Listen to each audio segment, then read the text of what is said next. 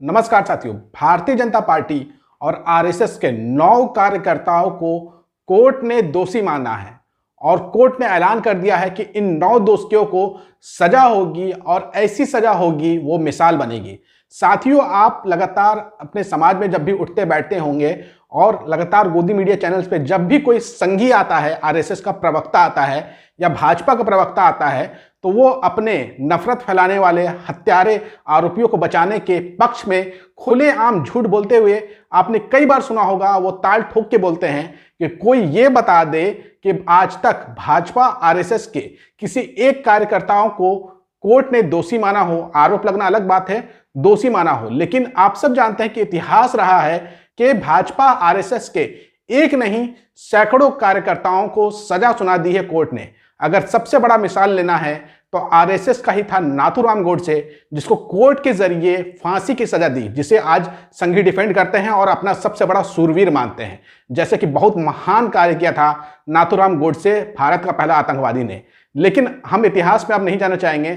आते हैं अब की खबर के ऊपर कि केरला के कोर्ट ने भाजपा आरएसएस के 9 कार्यकर्ताओं को दोषी माना है और कल यानी कि 7 जनवरी को सजा सुनाने वाला है। कोर्ट जिन 9 भाजपाई और आरएसएस के कार्यकर्ताओं को दोषी माना है, उनका गुनाह यह था कि उन्होंने एक बेकसूर, जिनका नाम रचित था, आज से 19 साल पहले उसकी हत्या कर दी थी। और हत्या की सबसे बड़ी वजह थी कि ये भाजपा आरएसएस के लोग केरला के अंदर में एक मंदिर के अंदर अपनी शाखा लगाने को चाह रहे थे, जिस पर रचित नाम के व्यक्ति ने उनका विरोध किया, उनको मंदिर के अंदर शाखा लगाने नहीं दिया।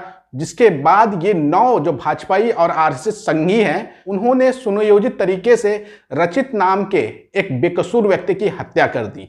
आपको बता दें, केरल के कुन्नूर में थलासरी अतिरिक्त सत्र न्यायालय ने 19 साल की लंबी सुनवाई के बाद शनिवार को 4 जनवरी 2025 को 9 आरएसएस भाजपा कार्यकर्ताओं को कन्नापुरम के democratic youth federation of India कार्यकर्ता रचित की 2005 में हुई हत्या का दोषी पाया है।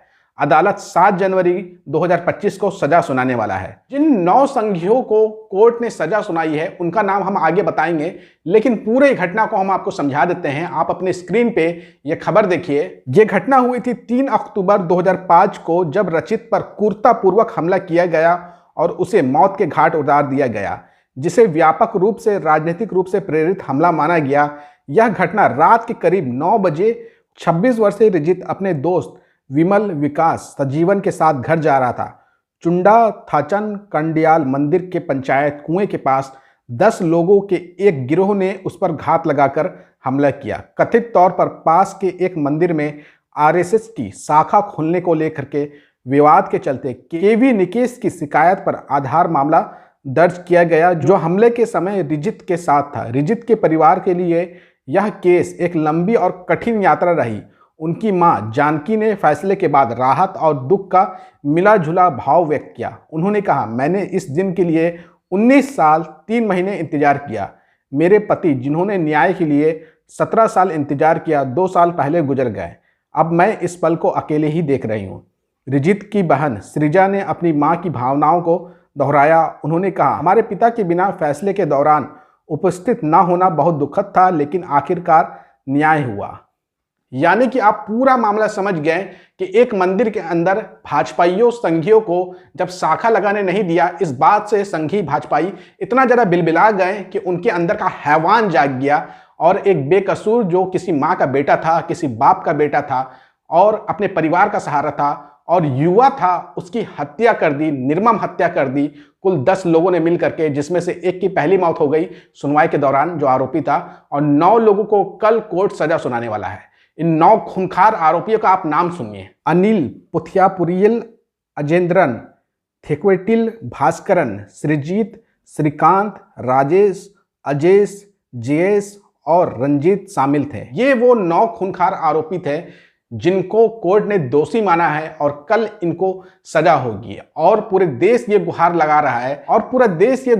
रहा है कि ये 9 खूंखार आरोपी, जो कि भाजपा आरएसएस से हैं, इनको फांसी से कम की सजा नहीं होनी चाहिए। अब देखना होगा कल केरला की कोर्ट क्या सजा सुनाती है इन 9 खूंखार भाजपाइयों संघी दोषियों को। आप कैसे देखते हैं पूरे मामले को? कमेंट करके अपनी राय जरूर दीजिएगा और इस वीडियो को ज़्यादा से ज़्यादा शेयर करिएगा।